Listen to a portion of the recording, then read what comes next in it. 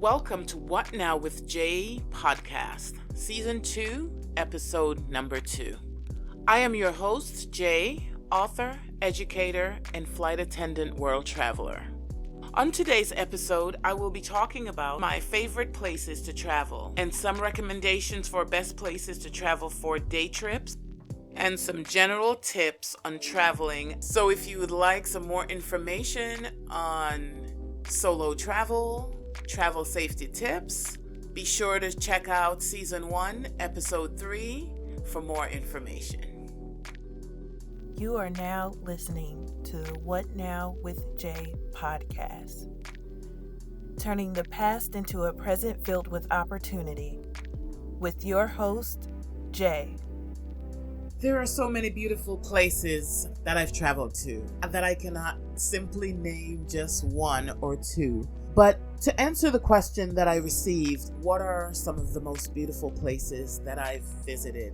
Actually, there are two that just pops in my mind, and the first one would be Greece. Greece is just an amazing, such a beautiful place.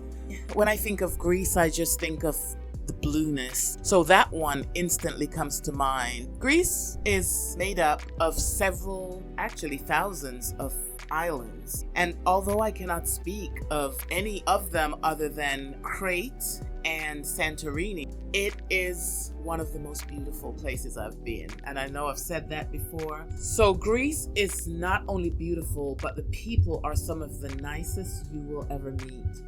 Yes, I am a Black woman traveling, and most of the time traveling solo.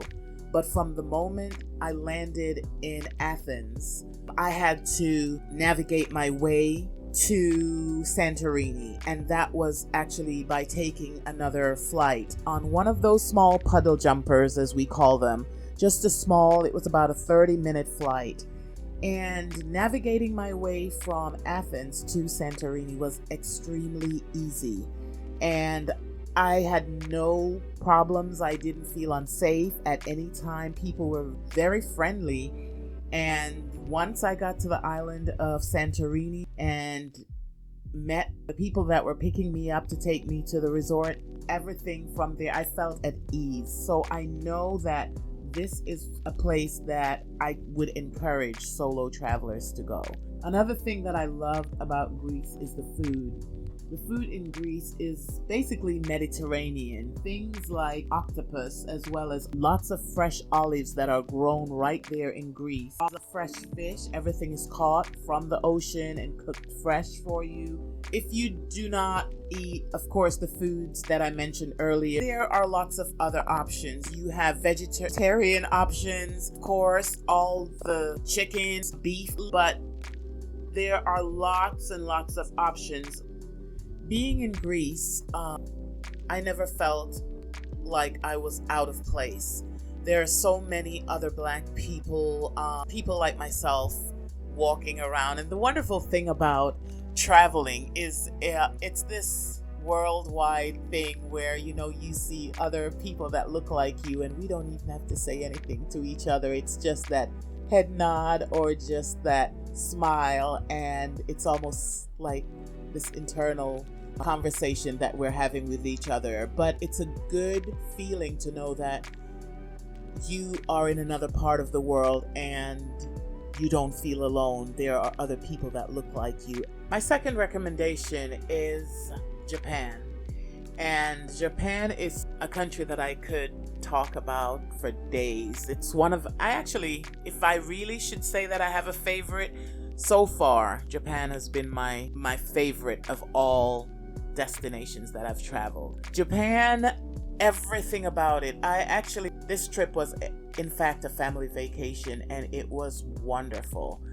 We had the most amazing time, and I'm not even a big fan of, I never thought that I was a fan of ramen, but once you have ramen in Japan, I don't think anything else will suffice.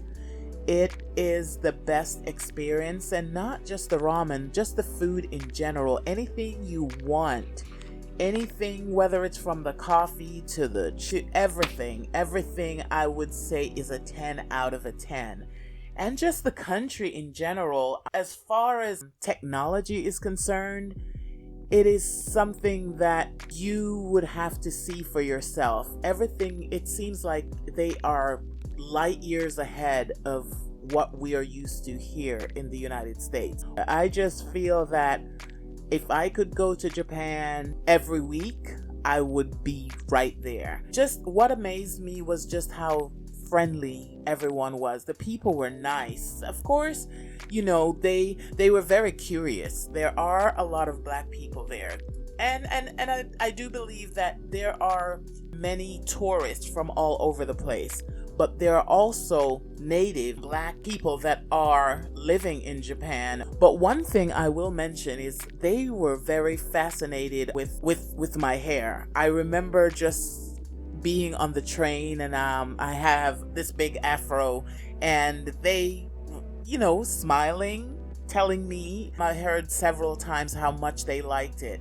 I really felt at home, and I felt safe, and just everything about it. Not just the food, but the feeling of being in a safe place and a clean place at that. Everything about it was clean, from taking the trains to the buses. Wherever we went, you saw someone cleaning and wiping down, and even as far as going into the 7-Elevens over there.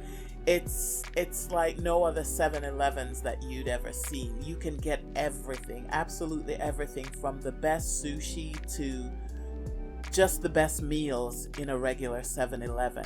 Another thing that amazed me, and I still to this day talk about to, you know, whenever someone asks me about Japan, is I love milk tea. And to be able to just go to a machine and get a can of milk, hot milk tea from a machine is just amazing. So that is one place that I would recommend for any of you to at least try to visit at least once in your lifetime. This is the part of the show where I leave you with a quote. Travel makes one modest. You see what a tiny place you occupy in the world. Gustav Flaubert. Let me know what traveling has taught you about yourself or the world. Please continue to leave questions about anything you would like an answer to, whether it be about a past episode or just a question you have. Leave your questions or comment at Montego_JAE.